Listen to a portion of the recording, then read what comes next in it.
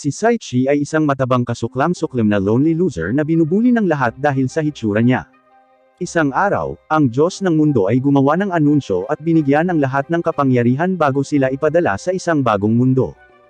Gayunpaman, si Saichi na lang ang naiwan na walang anumang kapangyarihan, at patuloy na pinagtatawanan. Nang na-teleport na ang lahat, binigyan siya ng Diyos ng isa pang espesyal na kasanayan, na nagpapahintulot sa kanya na kumain ng mahiwagang prutas na nagpabago sa kanya sa isang kaakit-akit na lalaki na magtatapos sa pagpapakasal sa Diyosa. Sa kanyang mga huling sandali, iniisip niya kung paano napunta ang kanyang buhay dito. Pagkatapos ng paglipat sa bagong mundo, si Saichi ay nagutom, at nagpatuloy ng 5 araw na walang pagkain o tubig hanggang sa lumitaw ang isang uod sa kanyang harapan. Habang pilit niyang inaabot ito, may tumama sa kanyang ulo, at sa wakas ay may nakita siyang prutas sa kanyang harapan. Pagkatapos pag-aralan ito, tinukoy ito ng appraisal system bilang fruit of evolution. Sa tingin niya ito ay parang isang scam, ngunit kumagat pa rin pero naisuka lang niya ito. Isang boses ang nag-activate sa kanyang ulo, na nagpapahayag na ang mga epekto ng prutas ay magiging aktibo na ngayon. Napaupo siya sa gulat, nag-aalala na malapit na siyang mamatay, ngunit walang nangyari. Naglalakad-lakad si Saichi at nakahanap ng mga unggoy na sumasayaw sa paligid, at inapraise sila na nasa level 120.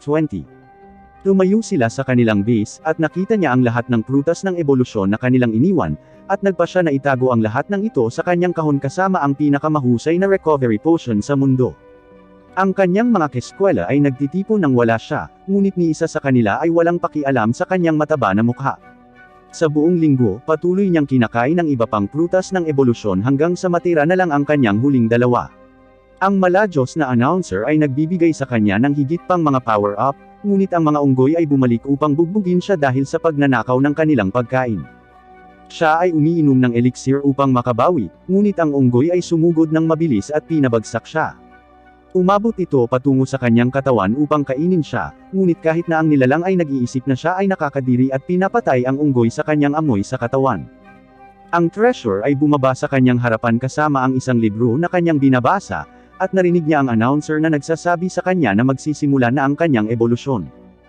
Bago niya namalayan, nagising siya na may mas payat na katawan, at naaalala ang kanyang katawan na masakit at ang kanyang mga buto ay nabali hanggang sa ang kanyang katawan ay nagbago. Ang announcer ay nagdaragdag ng 1,000 sa lahat ng mga kasanayan, na ginagawa siyang isa sa pinakamalakas na nilalang habang may natitira pang 9 sa 10 ebolusyon. Gayunpaman, level 1 pa rin ang kanyang level pagkatapos patayin ng unggoy, kaya nagpa siyang tumakbo sa paligid, nang hahunting ng level 300 na halimaw upang mapataas ang kanyang level at evolutions gamit ang kanyang mga bagong super speed na kakayahan at guillotine kicks. Ngunit gaano man karami sa kanila ang matalo niya, hindi tumataas ang kanyang level, kaya nagpa siyang ipagpatuloy ang pagkolekta ng mga kayamanan at pagkakaroon ng mga espesyal na kakayahan sa pansamantala, maging ang pagkuha ng mga maalamat na dagger sa proseso, at pagbabasa tungkol sa kasaysayan ng mga wolves. Nagsisimula muli ang kanyang ebolusyon, at pagkatapos ng 1 linggong pangangaso ng mga halimaw, isang ebolusyon na lang ang natitira sa kanya. Ngunit bago pa siya makabawi ay pinalibutan na siya ng mga unggoy, at hiniling sa kanya ng isang higanteng pulang gorilla na labanan ito. Tinanong ni Saichi kung maaari siyang tumanggi, ngunit tinanggihan siya ng pulang gorilla. Ina-appraise ni Saichi ang gorilla, nakita na ito ay isang level 700 na halimaw at napapaligiran na siya ng kalaban. Ang pulang gorilla ay naghahanda ng isang higanteng suntok patungo sa lupa, ngunit si Saichi ay umiwas gamit ang kanyang hindi kapani-paniwalang bilis. Namangha ang gorilla dahil ito ang unang pagkakataon na may nakaligtas sa unang suntok nito. Kahit anong mangyari hanggang ngayon ay mahina ang lahat, kaya nahuhulog ang loob nito sa kanya. Nagpatuloy ang labanan, at sinubukan ni Saichi na gumanti, ngunit ang pulang gorilla ay naglaho patungo sa kanya at sinuntok siya patalsik sa buong field. Sapat na ang puwersa para muntik na siyang patayin, at si Saichi ay kumakapit sa kanyang huling natitirang HP bago mamatay, ngunit hindi siya pinatay ng pulang gorilla. Sa halip, ipinakilala niya ang kanyang sarili bilang Saria. Nagtataka si Saichi kung bakit siya ay may pangalan ng isang magandang babae, at nagtangka na mag-slash patungo sa kanya, ngunit ang gorilla ay tumalon patungo sa langit, pinupuri ang kanyang kakayahan, at bumulusok patungo sa kanya nang may pagsisikap na wakasan siya. Akala ni Saichi ay katapusan na niya, at iniisip na napakalakas ng gorilla. Nagpa siya si Saichi na ipapakita niya sa gorilla ang kanyang mga kakayahan, at gagamitin ang kanyang mahiwagang kapangyarihan sa unang pagkakataon. Gayunpaman, ang tubig ay bumagsak sa ibabaw niya, at ang bakulaw ay nagsimulang maglunsad ng sunod-sunod na pag-atake upang wakasan si Saichi. Halos mapatulog siya dahil sa mga suntok, ngunit natatandaan niyang binubuli siya ng lahat sa paaralan at tinawag siyang baboy. Kaya't sa kanyang mga huling sandali ng desperasyon, napagtanto niya na dapat niyang isipin ang isang kakayahan na magwawakas sa laban na ito. Habang handa na siyang wakasan ng huling suntok, itinaas niya ang kanyang kilikili at inilabas ang kanyang nakakadiri na amoy. Huminto ang suntok ng gorilla, at sinabi sa kanya ni Saria na kukunin niya ito at pakakasalan. Gayunpaman, hindi ito katulad ng hinaharap na naaalala niya, at nagtataka kung paano naging ganito ang mga bagay. Dinala siya ni Saria sa kanyang bahay at sinabihan siyang kumain, ngunit patuloy na sinusubukan ni Saichi na sabihin sa kanya na siya ay isang tao at na hindi sila maaaring magpakasal dahil sila ay ganap na magkaibang mga species. Gayunpaman, ang pagkain ay sapat na mabuti upang makalimutan niya ang lahat ng sinabi niya, at napansin niya na si Saria ay maaaring tahiin ang kanyang mga damit bilang isang mabuting asawa. Sinubukan niyang sabihin sa kanya na siya ay magiging isang mahusay na asawa kung siya ay magpakasal sa isang kapwa gorilla, ngunit sinabi niya sa kanya na pakasalan na lamang niya ito. Matapos ang mga linggong pagkakakulong kay Saria, iniisip niya kung paano niya magagawang makatakas kay Saria, at napagtanto niya na may mga lugar para sa kanya upang makatakas. Ang kanyang pinaplano ay nag-ambala ni Saria nang sabihin ito sa kanya na ako ba ang iniisip mo, ngunit pinatahimik niya ito at nagtanong kung paano siya nakakapagsalita, na sinabi ni Saria na dahil sa libro na nakita niya sa kuweba. Sa paglaon, ang mahusay na plano sa pagtakas ay sa wakas ay magagawa na ngayong siya ay na-distract, ngunit isang higanteng gagamba ang handang pumatay sa kanya. Napagtanto ni Saria na siya ay nasa panganib, at sinuntok ang gagamba patungo sa langit. Tinanong niya ito kung okay lang siya, at napagtanto niya na talagang nagmamalasakit siya sa kanya. Sa lahat ng oras na ito ay sobrang nag-aalala siya sa kanya, gayunpaman ay tinatanggihan niya siya dahil lang sa magkaibang uri sila. Samantala, isang skeleton ang nakaupo sa ibaba nila, na naaalala kung paano siya nawalan ng pananampalataya sa sangkatauhan at isinumpal ang buong mundo, nais niyang may magligtas sa kanya mula sa kadilimang ito. Patuloy na ginugugol ni Saichi ang kanyang mga araw kasama si Saria, na iniisip na hindi naman ito masama kung tutuusin. Gayunpaman, inihayag niya sa kanya na naghahanap siya ng mga prutas ng ebolusyon na ibibigay niya sa kanyang magiging asawa. Sinubukan niyang itanggi ang anumang bagay tungkol dito, ngunit sinabi sa kanya ni Saria na pinapayagan nila ang isang tao na umakyat sa tuktok ng kanilang lahi hanggat hindi nila kinakain ang 11 ng prutas, dahil pagkatapos ay mamamatay sila. Sinabi niya sa kanya na papatayin niya ang sinumang nagnakaw sa kanya, ngunit yumuko si Saichi sa kanyang mga tuhod at hiniling na huwag siyang patayin. Ito ay nagudyok lamang kay Saria na pakasalan siya ng higit pa, ngunit pagkatapos niyang sumigaw na hindi niya gusto iyon, tinanong niya ito kung napupuot ito sa kanya. Sinabi niya sa kanya na hindi siya napupuot sa kanya, ngunit walang pakialam si Saria sa iba at handa siyang pakasalan siya ngayon. Pagkatapos niyang umalis, kinuha ni Saichi ang kanyang tanging pagkakataon upang makatakas, at tumakbo sa kagubatan. Sa kabilang panig ng mundo, binati ng hari ng isang kaharian ang lahat ng mga estudyante sa high school at sinabi sa kanila na sila lang ang may kakayahang talunin ang Demon Lord ng mundong ito dahil sa kanilang hindi kapani-pani walang lakas. Ngunit lumipas ang ilang linggong pagsasanay, at pinilit sila ng kanilang komandante na ipagpatuloy ang pagsasanay bago sila umalis at humarap sa mga halimaw. Si Saichi ay patuloy na tumatakbo palayo para sa kanyang kalayaan, ngunit sa wakas ay naabutan siya ni Saria at tumakbo ng sobrang bilis habang sinisigawan siya na huwag pumunta sa daanan na iyon. Hindi na muling magiging bilanggo si Saichi, at ginagamit ang kanyang instant movement para makatakas sa kanyang super speed. Patuloy sila sa pagtakbo hanggang sa tuluyang makalapit si Saichi sa pasukan sa isang kuwebo na puno ng pulang hangin. Ang tanging nagpilit sa kanya na pumasok ay pagkatapos marinig ang sigaw ni Saria, at pagkatapos niyang tuklasin ito ng ilang sandali, nakakita siya ng isang kalansay na nakaupo sa isang trono. Malugod siyang tinatanggap ng skeleton, na sinasabi sa kanya na siguradong malakas siya para makaabot hanggang dito. Nang i-appraise ni Saichi ang skeleton, nakita niyang level 1 Dark Lord lang ito. Nagtataka siya kung gaano siya kahina, ngunit sinabihan siya ng Dark Lord na suriin muli dahil niloko siya nito. Nakikita ni Saichi ang kanyang level na level 1,500, at alam niyang malapit na niyang matugunan ang kanyang kapahamakan. Ang Dark Lord ay nawala sa isang iglap sa likuran niya, handang patayin siya sa pamamagitan ng isang slash ng kanyang espada. Sa huling sandali, gayunpaman, humakbang si Saria sa pagitan niya, na sinaksak upang iligtas ang buhay ni Saichi. Hinawakan ni Saichi si Saria, at sinabi nito sa kanya na natutuwa siyang nakarating siya sa tamang oras upang iligtas siya. Sinisigaw niya ang kanyang pangalan, sinasabi sa kanya na bibigyan niya siya ng isang pampagaling na potion, ngunit sinabi niya sa kanya na natutuwa siya na sa wakas ay tinawag siya nito sa kanyang pangalan, dahil mamamatay na siya. Sinabi niya na nakapagpatuloy lang siya sa pagsasalita dahil sa kanyang espesyal na kakayahan, ngunit hindi ito magtatagal. Nagtataka siya kung bakit mamahalin siya ng isang tulad niya, lalo na kung palagi niya itong sinasabihan ng kasuklam-suklam na mga bagay, at hindi man lang siya nakikitang katulad niya. Ngunit para kay Saria, si Saichi ang tanging taong nakipag-ugnayan sa kanya ng normal, kaya't nasiyahan siya sa pagtrato sa kanya bilang isang normal na tao. Humihingi siya ng huling kahilingan, na patuloy itong ngumiti para sa kanya. Ang Dark Lord ay nagalit sa kanilang katawa-tawa na pag-ibig, at ipinatawag ni Saichi ang kanyang espada, na sinasabi sa kanya na wala siyang alam tungkol dito. Naglaho siya sa likuran niya, nagsummon ng kanyang buto at espada at hinampas siya. Sumisigaw si Saichi na si Saria ay isang mabait na babae na hindi mo maiisip. Ang mga alaala ng kanilang pinagsamahan ay umiikot sa kanyang ulo, at siya ay sumisigaw na mahal niya si Saria. Narinig niya ang kanyang mga salita, at isang ginintuang liwanag ang nagsimulang bumalot sa kanya. Nagcast siya ng kanyang mahiwagang kakayahan, nagpapadala ng mga agos ng tubig patungo sa Dark Lord, ngunit lahat sila ay nilamon ng kanyang mahiwagang void hole. Inutusan siya ng Dark Lord na tanggapin ang kanyang kamatayan, ngunit sinabi sa kanya ni Saichi na hindi pa siya tumutugon sa damdamin ni Saria at hindi pa dumaan sa kanyang huling ebolusyon. Siya ay naglalaho patungo sa kanya gamit ang instant movement, at tumusok patungo sa Dark Lord. Ang kanyang pag-atake ay naging epektibo at nagulat ang Dark Lord dito. Tinanggap ng Dark Lord ang kanyang pagkatalo, na sinasabi sa kanya na nagpapasalamat siya sa wakas na tinulungan siyang makatakas mula sa kulungang ito. Sa harap ng kanyang mga mata, nakita ni Saichi ang Dark Lord na muling nakikipagkita sa kanyang mahal sa buhay, at nawala silang magkasama. Tumakbo si Saichi patungo kay Saria, at sinabi niya sa kanya na gusto niya talagang maging asawa niya.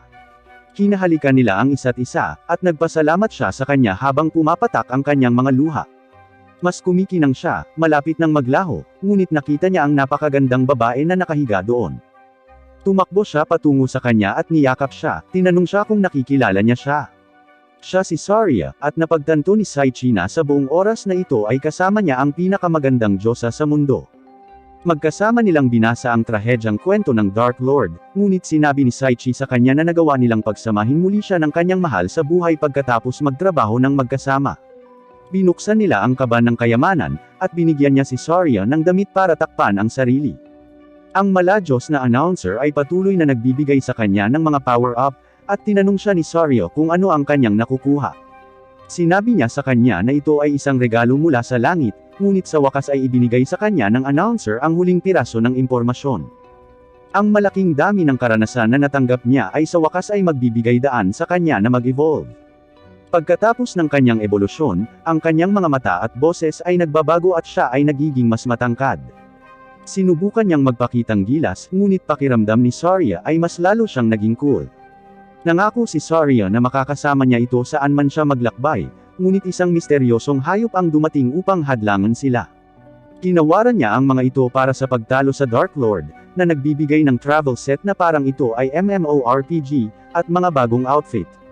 Nai-teleport sila, at nakarating sa isang mundong puno ng damo. Magkasama, tumungo sila upang simulan ang kanilang bagong pakikipagsapalaran. Ngunit bago nila marating ang bayan, nakipagtagpo sila sa isang random na slime, na tinapos ni Saichi sa isang pag-atake. Sa wakas ay nag-level up siya, at isang liwanag ang nagmumula sa kanyang mga mata. Ang helmet ay nag-transform sa isang itim na damit, at ang sulat ay nahulog mula sa loob. Binabati siya ng tupa na sa wakas ay nag-level up siya, at sinabi sa kanya na nag-evolve ang helmet na ito kasama niya, at maitatago nito kung gaano siya kalakas kumpara sa lahat. Ngunit bago umalis, iniwanan niya siya ng isang huling sorpresa at pinasabog ang liham na ito. Sa wakas ay dumating sila sa bayan, at tinanong ni Saichi ang isang lokal na lalaki tungkol sa guild ng adventurer.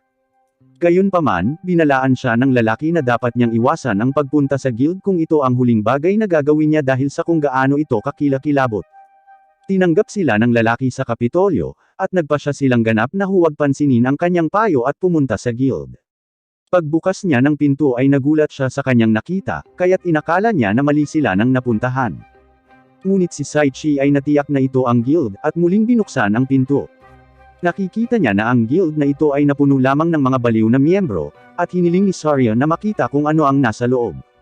Tatakas na sana si Saichi kasama siya, ngunit dumating ang guildmaster na si Gosselclut at ipinakita ang kanyang mga kalamnan, na sinasabi sa kanila na welcome silang pumasok na mag-register sa guild, at dahan-daang itinulak sila sa loob ng guild gamit ang kanyang pag-flexing.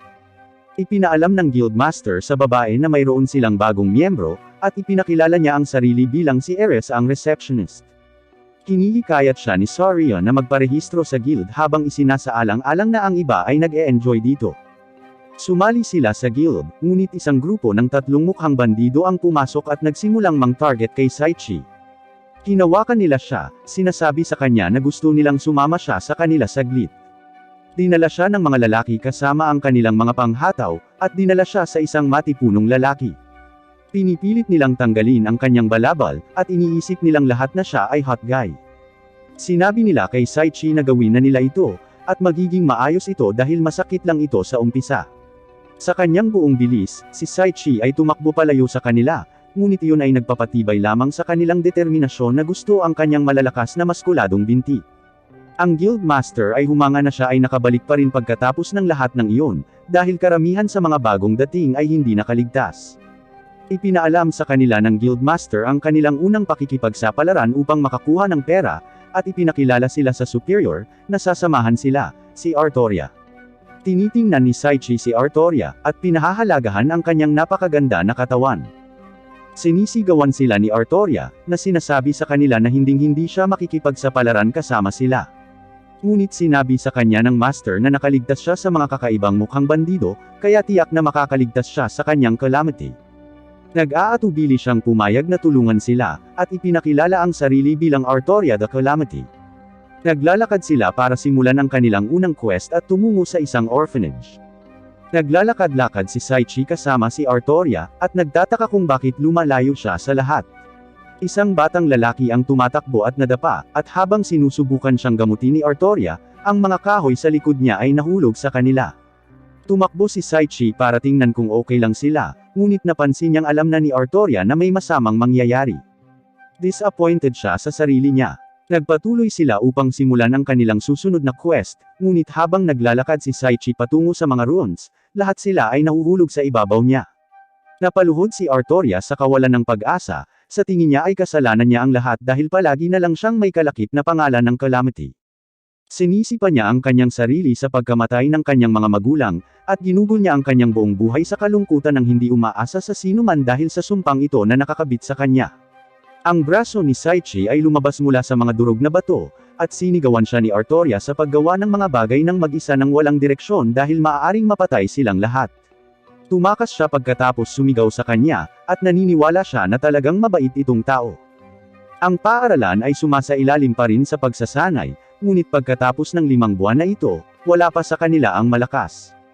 Maya-maya, tinanong ng receptionist kung may matutuluyan sila. Pero dahil lagalag na traveler sila, syempre wala. Inaanyayahan sila ni Artoria na manatili sa kanya, at malugod nilang tinanggap ang kanyang mabait na alok.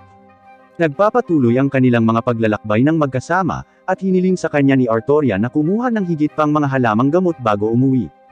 Ngunit pagkatapos ng ilang oras na paghahanap, narinig niya ang isang grupo ng 3 demonyo na nag-uusap tungkol sa paghuli ng mga tao.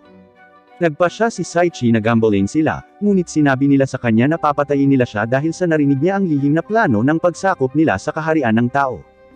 Tinatawag nila ang kanilang higanteng troll, at ginagamit ng higanteng troll ang kanyang buong lakas upang hampasin si Saichi. Gayunpaman, si Saichi ay may nakatagong kakayahan sa buong oras na ito, ang kakayahang kunin ang atake ng kalaban, at ilipat ang pinsala sa kanila. Sinubukan niyang tanungin sila tungkol sa mga halamang gamot, ngunit lahat sila ay tumalikod at tumakbo palayo sa kanya.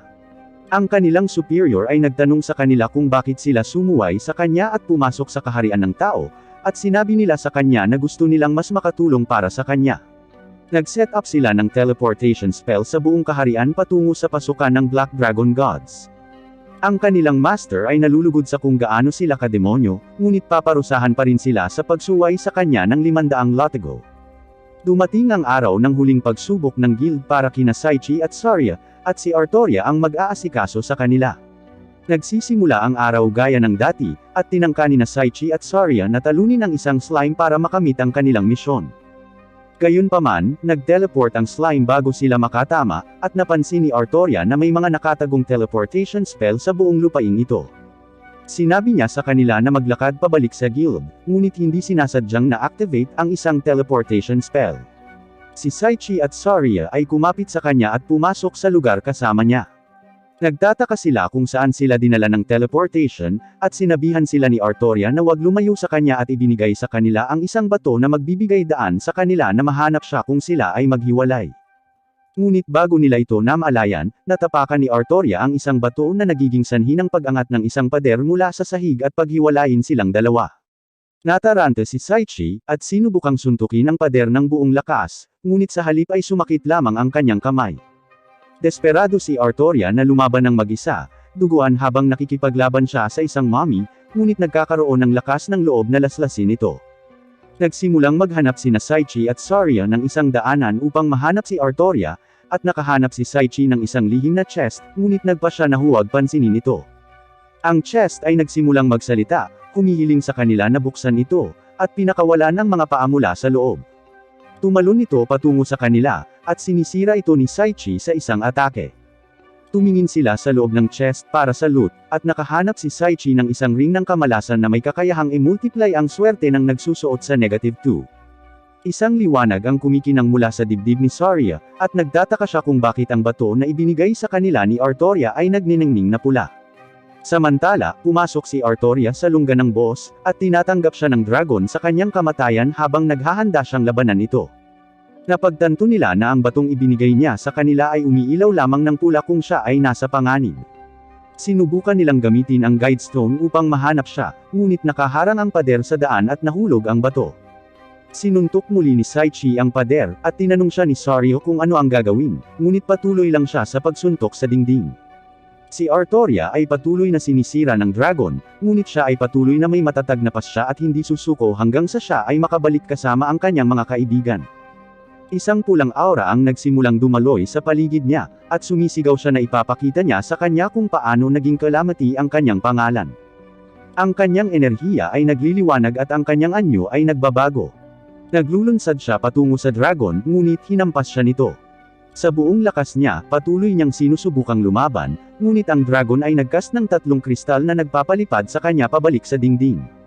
Si Artoria ay bigo sa kanyang kahinaan, ngunit patuloy na ginagamit ang kanyang kakayahan upang sumugod patungo sa dragon. Gayunpaman, sinaksak niya siya sa dibdib, pinatabi siya at sinabing napahanga siya nito. Ang mga huling segundo ni Artoria ay ginugol sa pag-iisip tungkol kay Saichi at Saria, at kung paanong silang dalawa lang ang nakapagbigay sa kanya ng ngiti mula nang siya ay isinumpa sa kasawiang ito. Binuga ng dragon ang kanyang dragon breath, at humingi siya ng paumanhin sa pagkamatay nila dahil sa kanya. Sa kritikal na sandali, narinig niya ang boses ni Saichi, na nagsasabi sa kanya na narito sila upang iligtas siya. Ang dragon ay naghahanda ng isa pang atake, ngunit si Saichi ay nag-teleport palayo gamit ang kanyang instant movement. Sinubukan niyang lumapit sa dragon, ngunit pinipigilan siya ng pag-atake ng enerhiya ng dragon. Matapos i-appraise ang dragon, nakita ni Saichi na ang level ng dragon ay higit sa 5,000, at napagtanto na malapit na siyang sirain. Kinahampas ng dragon ang kanyang buntot, at si Saichi ay makitid na nag-teleport palayo. Gayunpaman, ang dragon ay gumagamit ng telekinesis upang pilitin si Saichi na manatili sa isang lugar, at pinasabog siya patungo sa dingding gamit ang kanyang buntot na latigo. Nagsuka si Saichi ng dugo at bumagsak, nagtataka kung bakit wala sa kanyang mga kasanayan ang nag-a-activate ngayon. Inanunsyo ng dragon na tatapusin niya ang laban na ito, na ilalabas ang kanyang pinakamakapangyarihang spell, ang Hell's Inferno. Sinisigawan siya ni Saria na gamitin ang water spell na ginamit niya noong nakikipaglaban sa kanya, at ipinatawag niya ang kanyang maalamat na punyal at nagdala ng isang higanteng talon upang mahulog sa dragon. Nagalit ang dragon dito, pinalabas ang kanyang dragon breath patungo kay Saichi. Naglaho palayo si Saichi, na ina-activate ang kanyang ultimate skill Gale, ngunit pinilit siya ng dragon na manatiling nakalock sa lugar muli. Pinipilit niyang igalaw ang kanyang isip, at binibigyan siya ng maladyos na announcer ng kakayahan ng intimidation resistance, at pinapayagan siyang makagalaw ng malaya. Na-unlock niya ang ultimate skill na One with the Sword, at sumugod patungo sa dragon. Gamit ang kanyang buong lakas, tinapos niya ang dragon at naglaho ito. Inispam ng announcer ang leveling up button, at tumakbo si Saria para yakapin siya.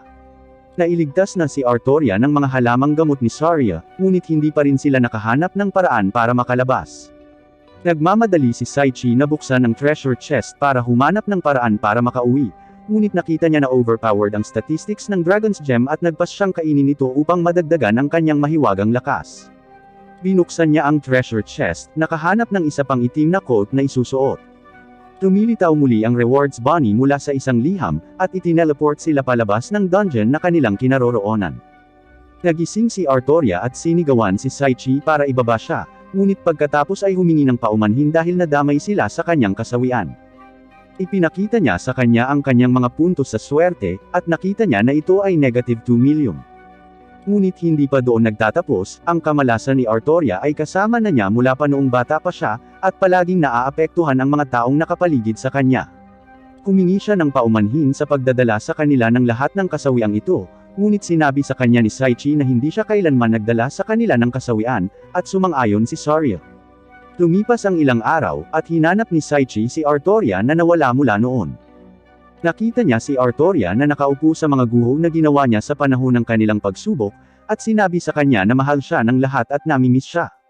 Nagtataka si Saichi kung paano niya mapapabuti ang pakiramdam niya, kaya niyakap niya ito at sinabi sa kanya na mananatili siya sa tabi niya hanggat kinakailangan hanggang sa mapangiti siya ng totoo mula sa kanyang puso, na naging sanhi ng pag-iyak ni Artoria. Nang maglaon, pinasalamatan siya ni Artoria sa kung gaano siya kabait para sa kanya, at iniisip ni Saichi kung may anumang paraan para maiahon siya sa kanyang kasawian. Ang kanyang mga alaala ay nagpapaalala sa kanya nang sinabi nito sa kanya na ang kanyang swerte ay palaging negatibo, at napagtanto niya na natagpuan niya ang kanyang sagot. Hiniling ni Saichi ang kamay ni Artoria, at naglagay ng singsing sa kanyang daliri.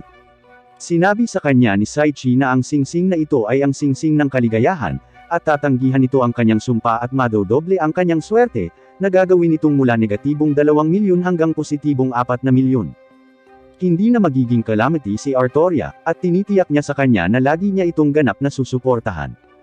Tinulak niya ito palayo sa kanya, tumatakbo palayo. Hinahanap niya ito sa paligid, at pagkatapos ng ilang araw na paghahanap, sa wakas ay nakita niya ito. Binuo ni Saichi ang lahat ng kanyang lakas ng loob upang subukang linawin ang hindi pagkakaunawaan, ngunit bigla siyang hinalikan ni Artoria. Naiintindihan ni Artoria na hindi niya ibinigay ang singsing na ito dahil pakiramdam niya ay malas siya para sa kanya, ngunit sinabi sa kanya na wala siyang pakialam sa lahat ng iyon dahil nahulog siya sa kanya. Alam niyang mayroon itong Saria, ngunit tinanong siya kung maaari pa rin ba siyang manatili sa tabi nito, kahit na hindi siya ang pinaka-ladylike na babae. Napagtanto ni Saichi na hindi siya makapili sa kanilang dalawa, kaya tinulak niya ito pabalik. Biglang sumulpot si Saria, sinabihan siya ni Saria na tanggapin siya. Medyo nalulungkot si Saria na hindi niya siya masusolo, ngunit alam niyang hindi niya ito magagawang sarilihin sa simula pa lang.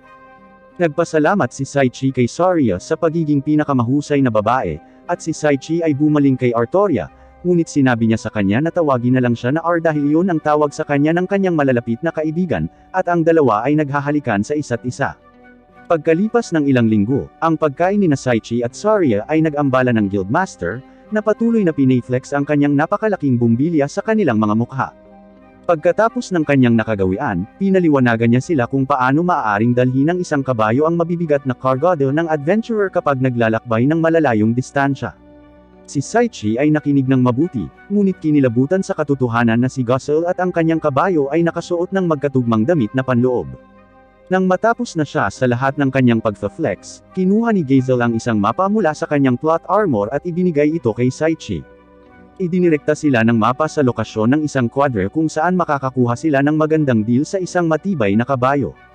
Sa quadre, ang may-ari ay nagtaka kung si Saichi ay dumating na naghahanap ng isang kabayo upang makapasok sa kompetisyon ng Royal Cup, isang matindi at nakamamatay na karera kung saan ang mga manlalaro ay nakikipagkompetensya sakay ng mga kabayo para sa pagkakataong manalo ng mga premyo.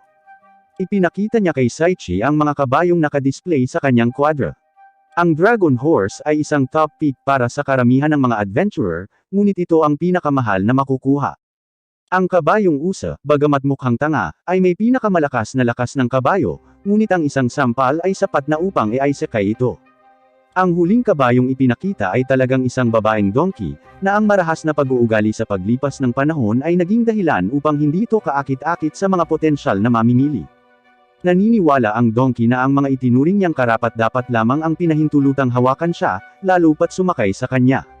Kaya, habang ang hindi karapat-dapat na may-ari ng quadra ay lumapit sa kanya at patuloy na tinapik siya sa likod, mabilis siyang nawala ng kontrol at sinimulan siyang pulbusin gamit ang kanyang mga paa.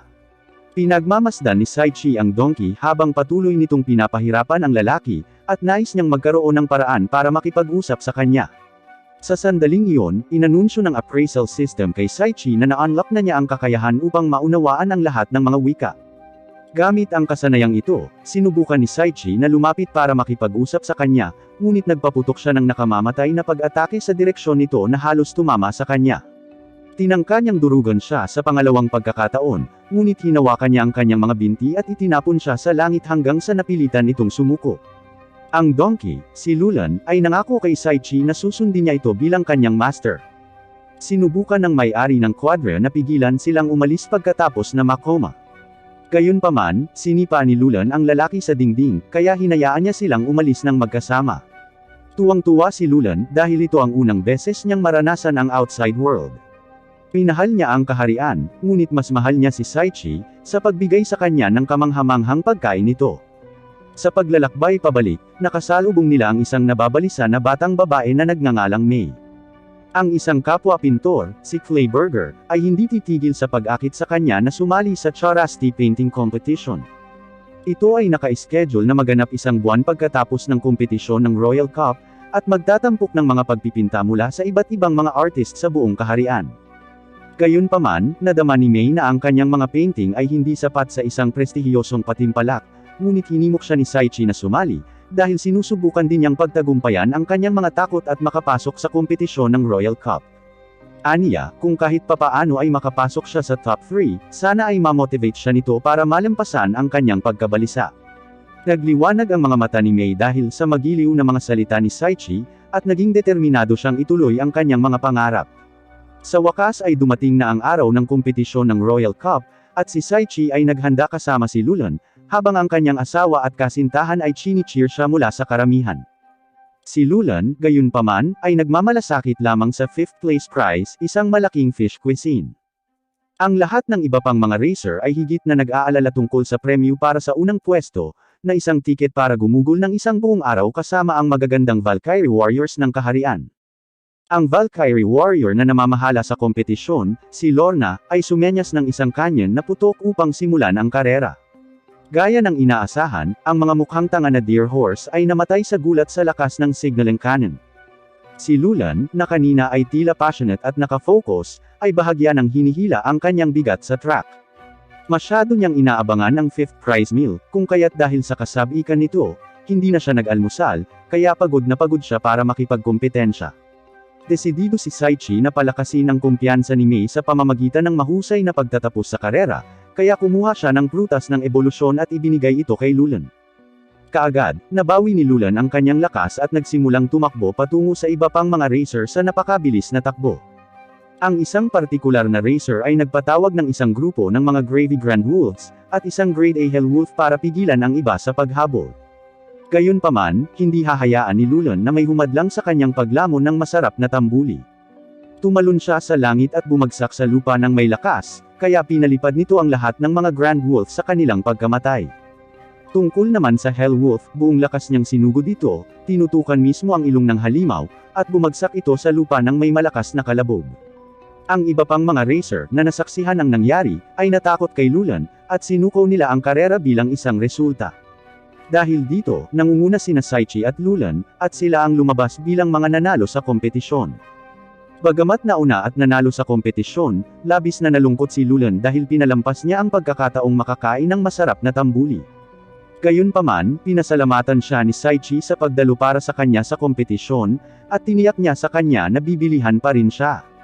Naantig si Lulan sa kanyang kahabagan, at nahulog siya sa kanyang mga bisig, umiiyak. Biglang may nangyari, at ang mahiwagang liwanag ay bumungad sa paligid ni Lulan, na naging isang magandang babae na walang damit na may dalawang malalaking dumplings.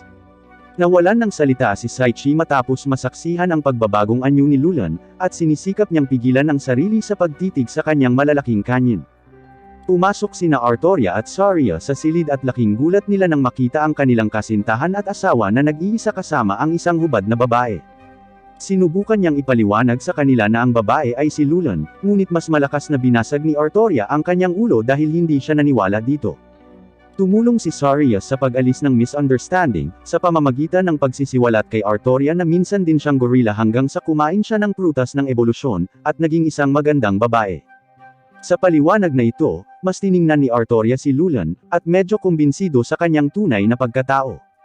Siya rin ay nagmungkahi na isama si Lulan sa tindahan ng damit para sa makeover.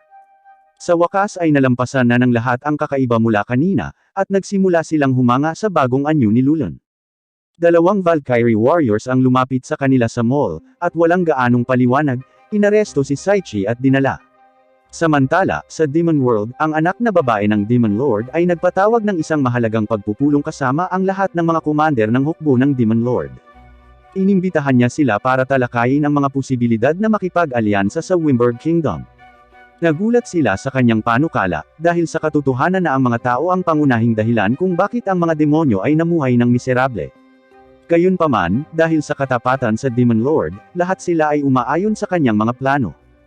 Gayunpaman, si Grace, ang aide ng Demon Lord, ay hindi sumang-ayon sa ideya, at mayroon siyang sariling mga masasamang plano. Bumalik sa mundo ng mga tao, si Saichi ay ini-escort sa Arkshell Castle upang gumugol ng isang buong araw kasama ang Valkyrie Warriors. Si Kon Azuki at ang iba pang mga bayani ay dinala sa Barbador Academy, kung saan sila ay magsisilbing mga puppet sa digmaan laban sa mga demonyo. Nakipagkita si Saichi sa pinuno ng Valkyries, si Luis Balls, isa sa pinakadakilang eskrimador, at agad na hiniling niya kay Saichi na makipag-sparring sa kanya sa espada. Mas interesado si Saichi na umalis sa kastilyo sa lalong madaling panahon, ngunit hindi na siya naka-atras sa puntong ito. Hinugot ni Luis ang kanyang espada at pinaghahampas siya ng napakabilis, ngunit bahagya siyang nakaiwas sa hampas nito. Umiti ito sa kanya, natigilan na nagawa niyang iwasan ang unang galaw niya. Lalong hinusayan niya sa ikalawang round, at inatake siya ng sunod-sunod na pag-atake, habang ang kanyang mga kasamahan sa koponan ay namamangha habang iniiwasan ni Saichi ang bawat isa sa kanyang mga pag-indayog. Habang tumatalon siya at inihanda ang kanyang huling strike, inanunsyo ng system kay Saichi na na-unlock na niya ang tatlong overpowered na skill, Adaptation Activating, World Vision at Reflexive Defense. Gamit ang mga bagong kasanayang ito, nagawang kontrahin ni Saichi ang pag-atake ni Luis, at itinutok niya ang talim ng kanyang espada sa kanya, na nagpatibay sa kanyang pagkatalo. Nagulat ang lahat ng Valkyrie Warriors nang makitang may makakatalo sa kanilang mahal na kapitan. Humakbang pasulong si Luis at lumuhad sa harap ni Saichi, tinawag siyang Master. Nang maglaon, humingi siya ng tawad sa kanyang pag-uugali at ibinigay sa kanya ang kwento ng kanyang buhay. Nagawa niyang gumamit ng espada sa murang edad, at habang umuunlad ang kanyang mga kasanayan, mas maraming tao ang umiiwas sa pakikipagkaibigan sa kanya. Nang matalo siya ni Saichi sa labanan, sa wakas ay nakahanap na siya ng taong hindi natatakot na maging master niya. Sinabihan siya ni Saichi na halos wala siyang maituturo sa kanya bilang guro, kaya ang system announcer ay binigyan siya ng instructor skill. Gayunpaman, bago sila makakuha ng pagkakataong magsanay, narinig nila ang isang malakas na sigaw mula sa loob ng mga pader ng kastilyo. Ipinaalam sa kanila ng isang lingkod na may pumasok sa kastilyo, at sinalakay ang hari. Si Luis at ang iba pang Valkyries ay sumugod sa pinangyarihan ng krimen, ngunit pinigilan nila si Saichi na sumama dahil siya ay isang tagalabas. Gayunpaman, gamit ang kanyang World Vision skill, natukoy niya ang lokasyon ng assassin, at binalak niyang suwayan ang kanilang mga utos sa pamamagitan ng pagtulong sa kanila na mahuli ang salarin.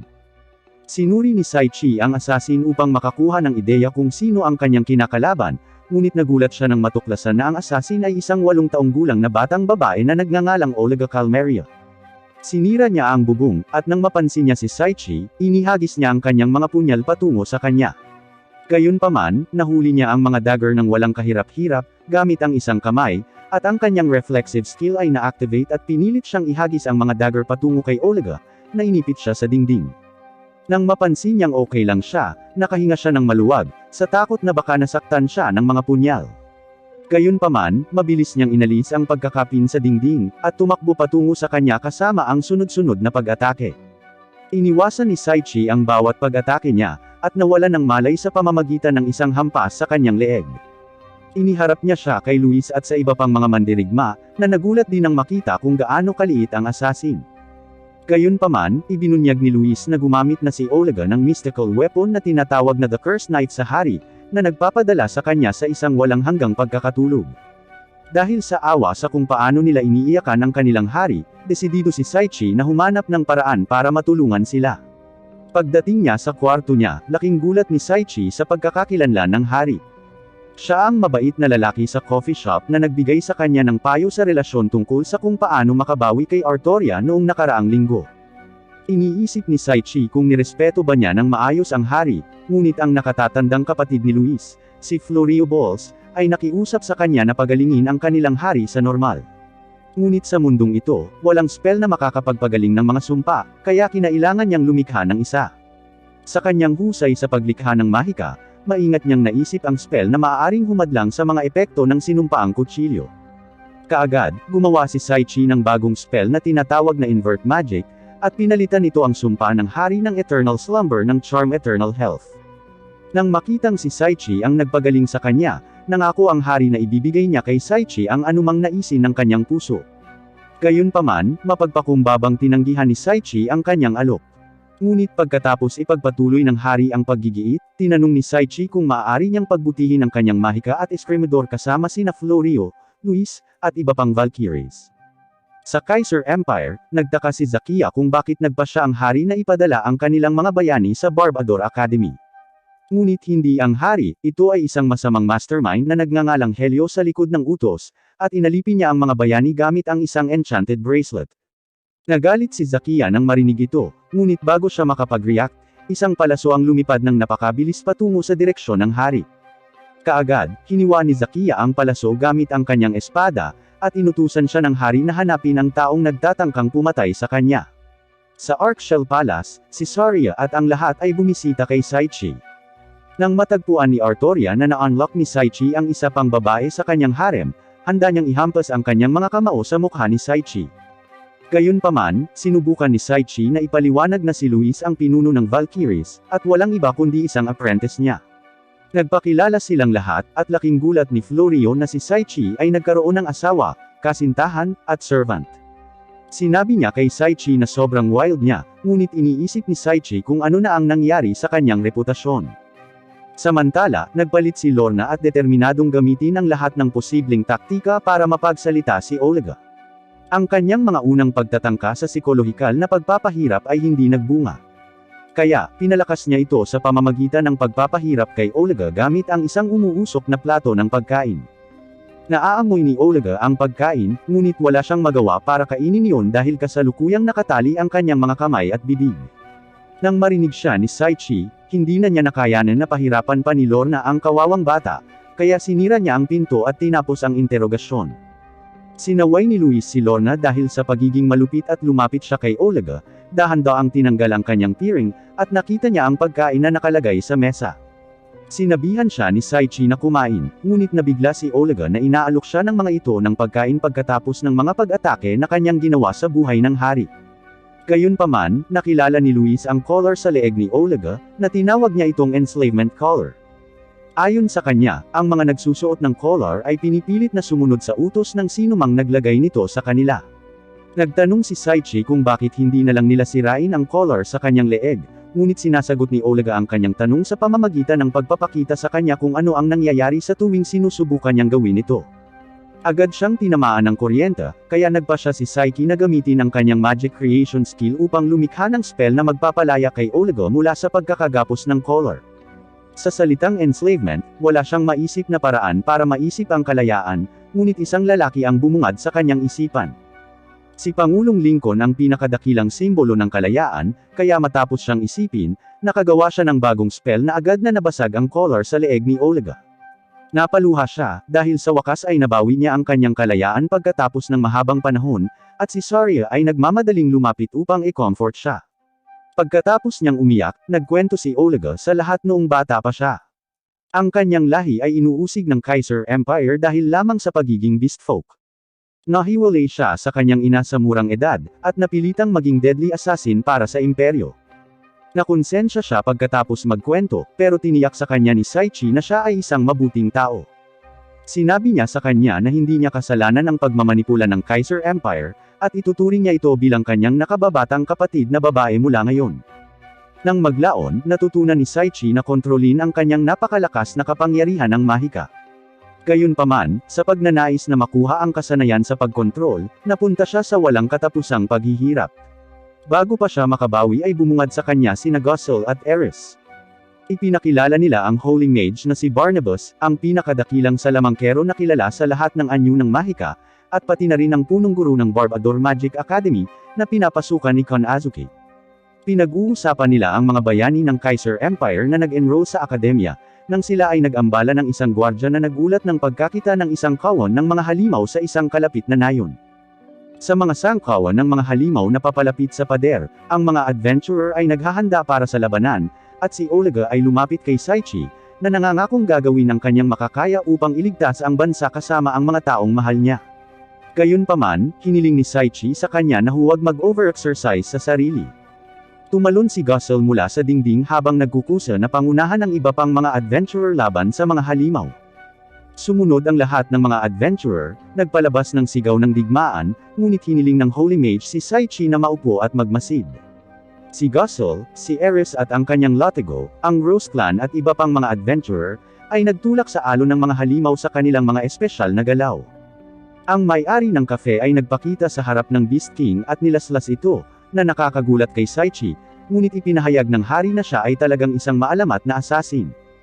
Binago ni Saria ang kanyang mga braso sa gorilla mode, at naglunsad ng isang suntok ng gorilla. Ginamit ni Artoria ang isa sa kanyang ultimate grade ice spells, ang Ice Prison, para gawing tipak ng yelo ang kanyang kalaban. Si Lulan ay naglunsad ng matinding sipa, at mahusay na pinaslang ni Olga ang sinumang halimaw sa kanyang landas. Ang Holy Mage ay hindi magpapatalo sa mga pares ng mga kabataan, kaya inilunsad niya ang magic spell Chaos Rain.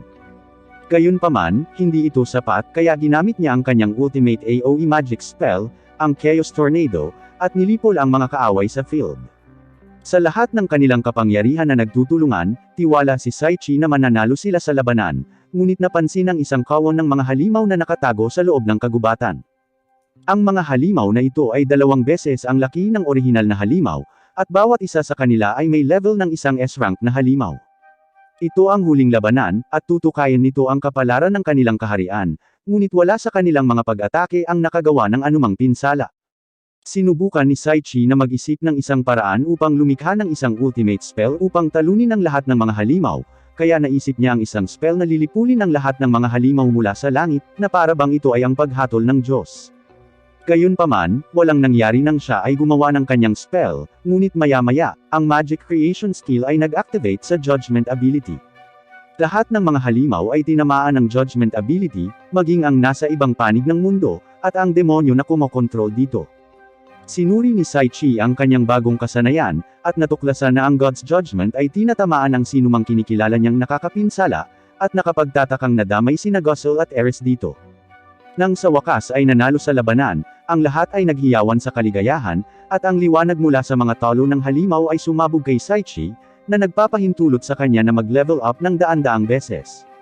Napansin ni Saichi na nagsasalita na ngayon ang boses ng system sa magalang na paraan, at sinabi nito kay Saichi na marami na siyang na-unlock na bagong kasanayan. Pinuri ng hari ang mga pagsisikap ni Saichi at umalis siya.